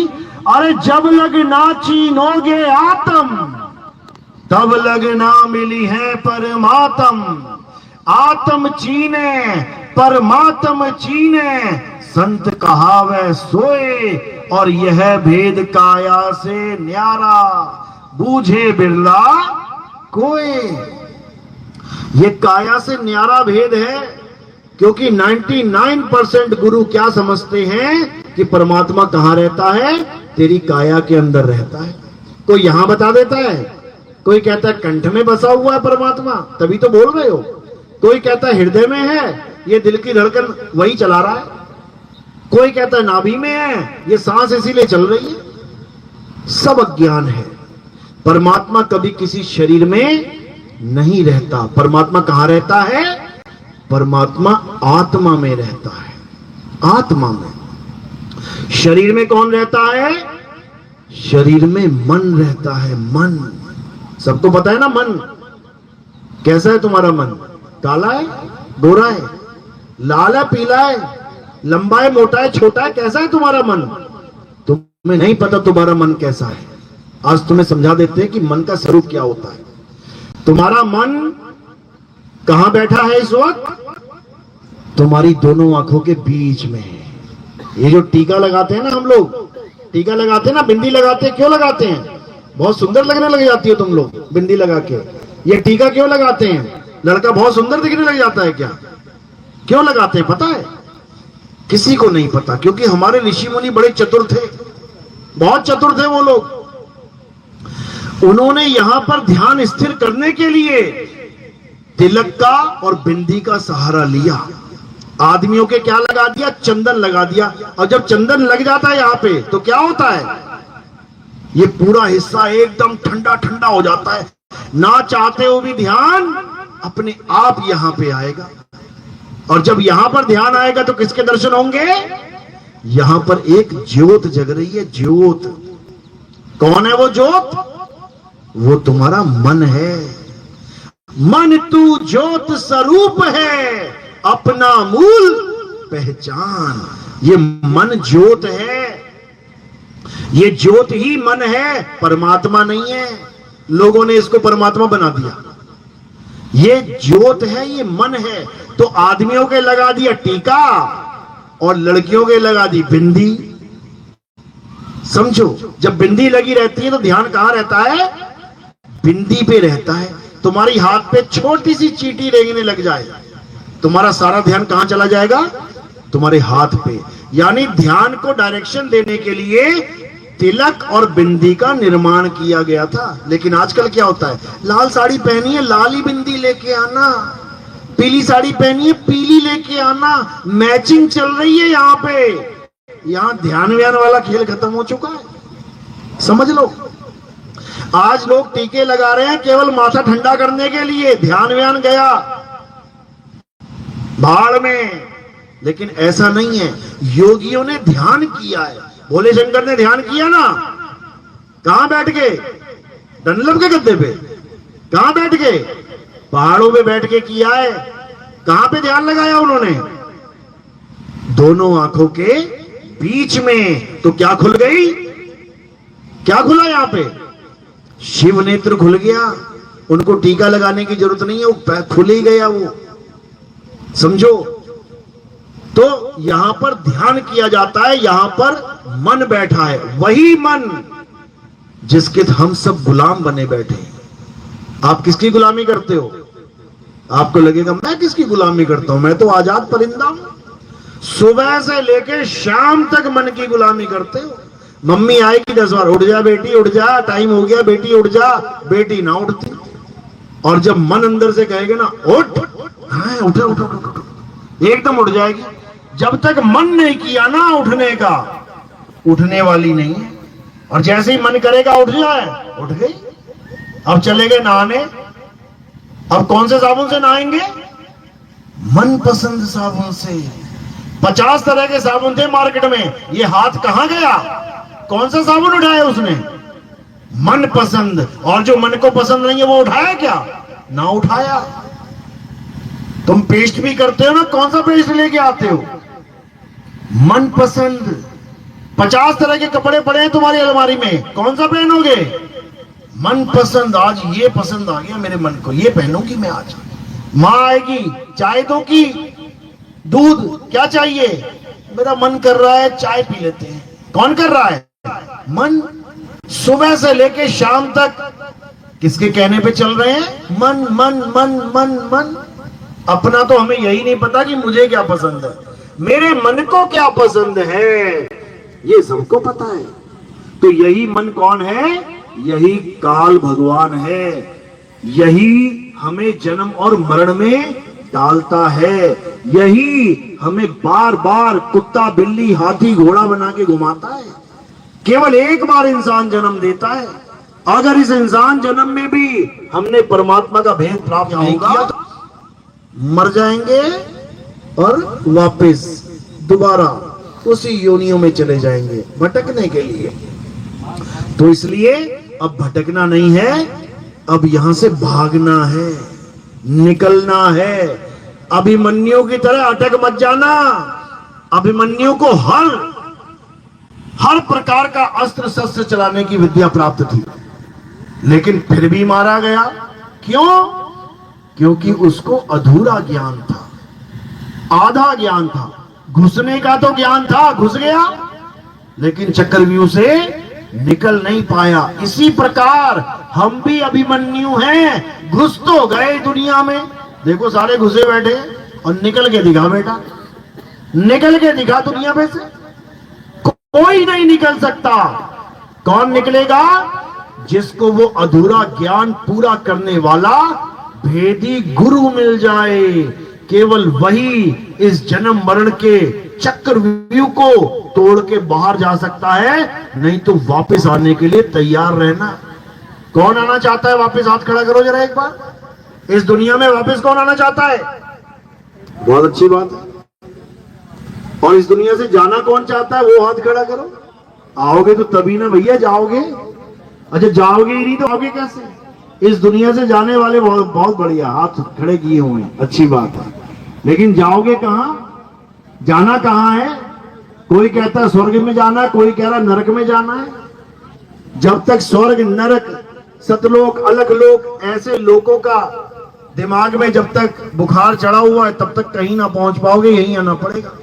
गीता में बिल्कुल स्पष्ट लिखा है कि अपने अपने कर्मों के अनुसार ये जीव चाहे कितने ही ऊंचे ऊंचे लोकों में क्यों ना पहुंच जाए, ये सारे पुण्य क्षीण करके दोबारा इस दुनिया में पैदा हो जाता है। साफ लिखा है। तो कहां जाओगे? किसी लोक में नहीं जाना, किसी शिवलोक में नहीं, किसी अलख लोक में नहीं, किसी गोलोक में नहीं, किसी स्वर्ग में नहीं, किसी नरक में नहीं। तो कहां जाना है? अपनी आत्मा में समाना है। कैसे समाना है? जैसे एक कछुआ आराम से जा रहा है, दूर से कुत्ता भागा आया उसको काटने के लिए। अब कछुआ क्या करेगा? कुत्ते से तेज भागेगा? भाग लेगा क्या? नहीं। तो क्या करेगा? चिड़िया की तरह उड़ना शुरू कर देगा बचने के लिए? नहीं। तो क्या करेगा? खरगोश की तरह जमीन खोदनी शुरू कर देगा, गड्ढा बना देगा? नहीं। क्या करेगा? वो अपने आप में समा जाएगा। हाथ पैर पूंछ गर्दन चल अंदर। अब कुत्ता सूंघेगा, अब कहां चला गया ये? वो पकड़ नहीं पाएगा उसे।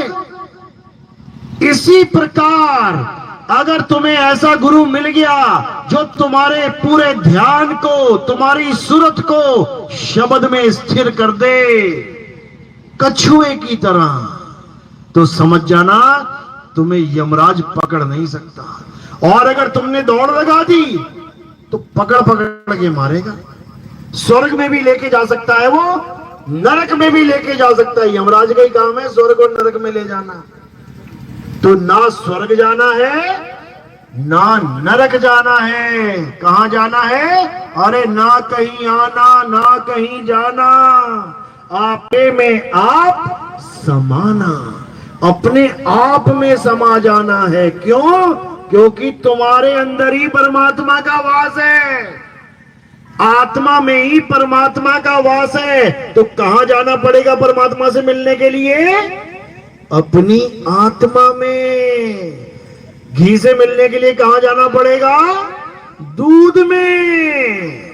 समझ लो बात को। इसलिए कबीर साहब ने कहा, अरे अज्ञानी को स्वर्ग नरक है, हरि जाने को नाही, और जिस भव से सब लोग डरते हैं, सो भय हमरे नाही।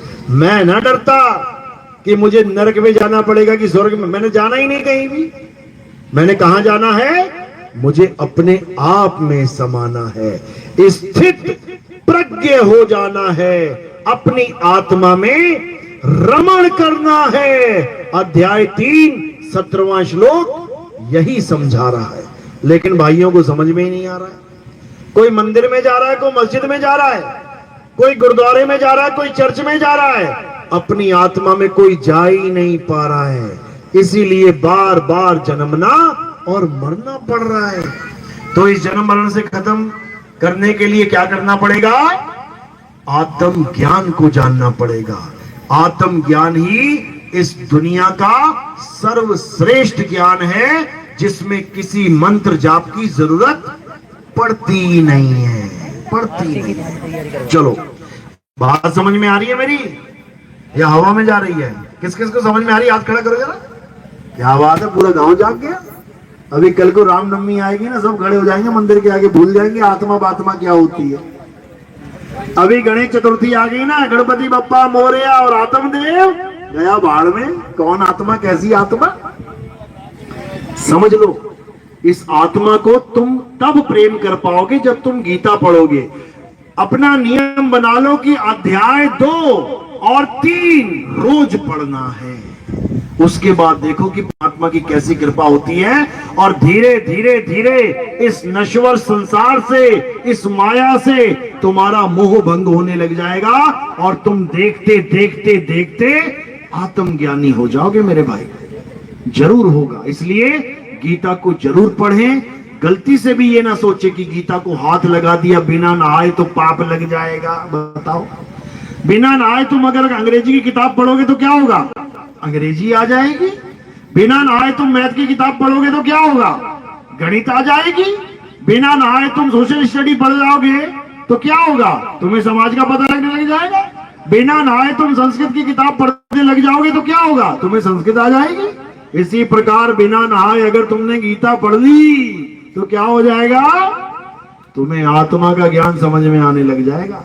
इसीलिए तुम्हें डराया गया, बेटा गीता मत पढ़ना, गीता घर में मत रखना, महाभारत घर में मत रखना। क्यों? अगर महाभारत घर में रखोगे तो भाई भाई में महाभारत हो जाएगी, भाई भाई लड़ पड़ेंगे। अच्छा, क्यों? क्योंकि उस किताब में सारी भाइयों की लड़ाई है। अच्छा, तो मैं क्या पढ़ूं, क्या रखूं घर में? रामायण रख लो, बहुत बढ़िया। अगर किताब में भाई भाई लड़ रहे हैं और वो किताब में अपने घर रख लूं तो भाई भाई में लड़ाई हो जाएगी, तो मेरे भाई रामायण में 14 साल का वनवास और घरवाली उठा के ले गया वो। और कहीं रामायण रखने के बाद मुझे 14 साल का वनवास हो जाए और मेरी घरवाली कोई ले जाए उठा के, तो मैं किसको पूछूंगा? भैया दूर से सलाम है रामायण को। क्योंकि अगर कहानियों के द्वारा ही तुम्हारा जीवन बदल जाए तो रामायण से लाख गुना अच्छा है महाभारत, जिसमें आत्मा का ज्ञान है, धर्म अधर्म का युद्ध है और धर्म की जीत है। तो क्या बुरी है भैया महाभारत? रखो अपने घर में, रखो। और उसी महाभारत का एक अंश है गीता। जरूर पढ़ना अगर अपना जन्म सफल करना है। याद रखना इस बात को। बहुत पूज लिए पत्थर, बहुत बना लिया भगवान, अब असली भगवान को जानना है, अब असली परमात्मा को जानना है। याद रखना, भगवान किसी मंदिर में नहीं रहते। अगर भगवान मंदिर में रहते होते तो भगवान राम का सबसे बड़ा मंदिर कौन बनाता? कौन बनाता? सबसे बड़ा सेवक कौन था उनका? कौन? हनुमान जी। ऐसा मंदिर बना के जाते ना कि बाबर छोड़, बाबर का बाप भी आ जाता, दादा भी आ जाता हथौड़ी लेके, तोड़ ना पाते। जो एक हाथ में पूरा पर्वत उठा सकते हैं, सोचो कितने पर्वतों को उठा के एक मंदिर बना सकते हैं। तो क्या पर्वत तोड़ देते वो लोग? मंदिर तोड़ दिया। क्यों तोड़ दिया? आदमी का बनाया हुआ था। आदमी की बनाई की चीज की क्या औकात है? जितने मर्जी तोड़ दो।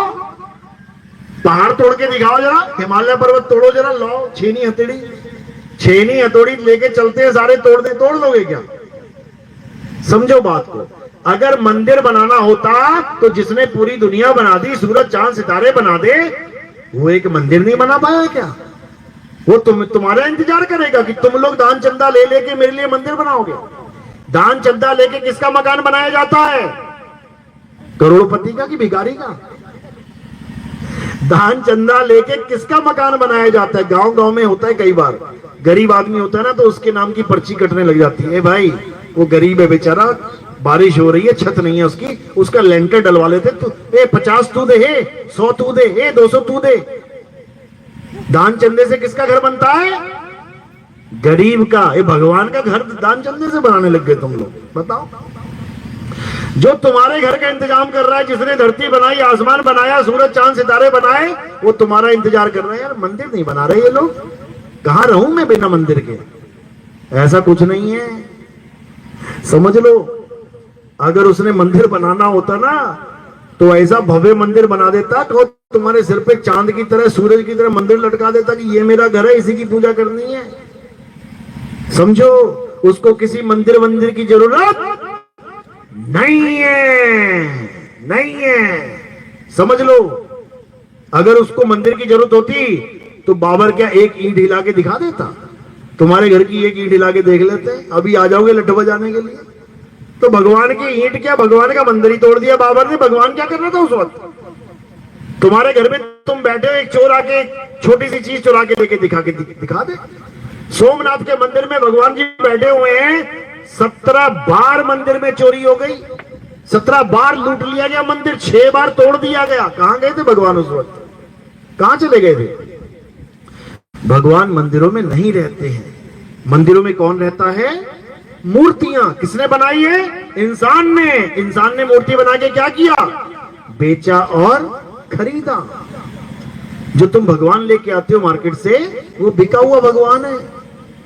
बिका हुआ भगवान है। कितने में लाए हो? 20 रुपए में, 40 रुपए में, 100 रुपए में। बड़ी मूर्ति है तो 1000 रुपए में, 10,000 रुपए में, 1 लाख रुपए में। सोचो, तुम भगवान को खरीद के लेके आ रहे हो। इतने बड़े हो गए तुम, भगवान को खरीदोगे और बेचोगे। अरे वाह!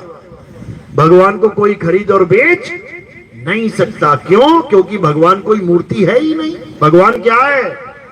आत्मा है। जाओ आत्मा खरीद के लेके आओ।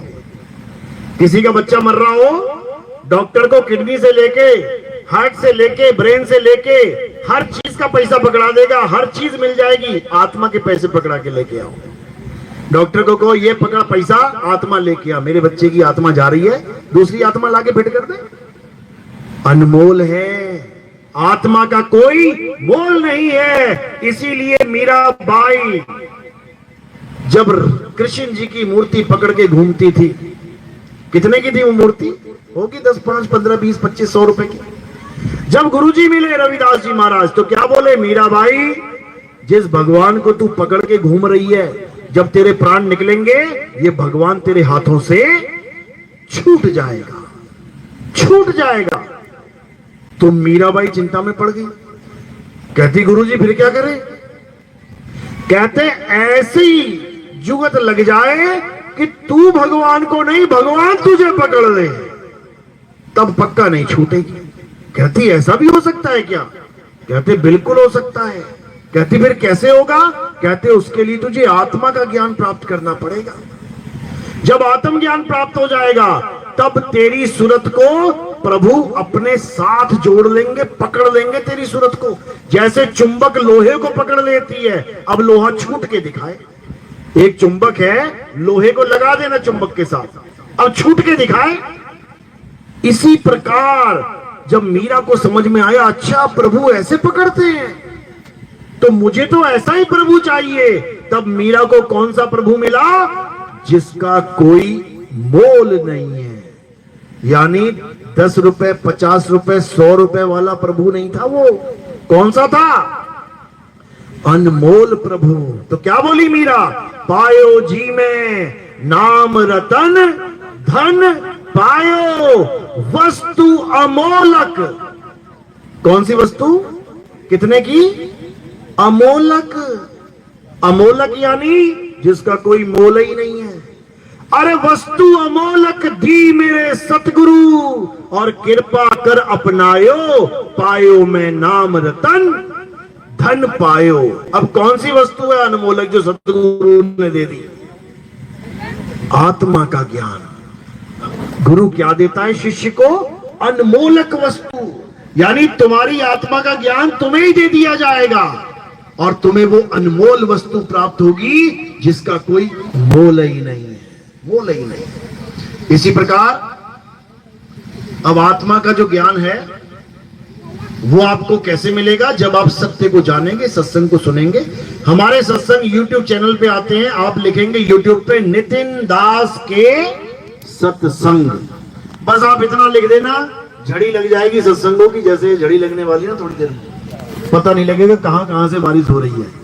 इसी प्रकार जब एक बार लिख दोगे नितिन दास के सत्संग, पता नहीं कौन कौन से YouTube चैनल से बरसात होना शुरू हो जाएगी और आप बस उस बरसात में नहाते जाना, सुनते जाना, भले समझ में ना आए लेकिन सुनते जरूर जाना।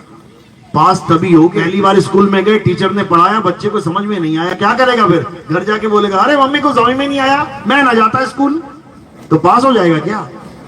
पहली बार नहीं आएगा कोई बात नहीं, मम्मी कहेगी दोबारा जा, दूसरे दिन बैठा, नहीं समझ में आया तिबारा जा, रोज जा, जाते जाते वही बच्चा कहो क्लास में फर्स्ट आ जाए। क्यों? क्योंकि बार बार अभ्यास थे। मत होत सुजान और रसरी आवत जात ते, सिलते पड़े निशान।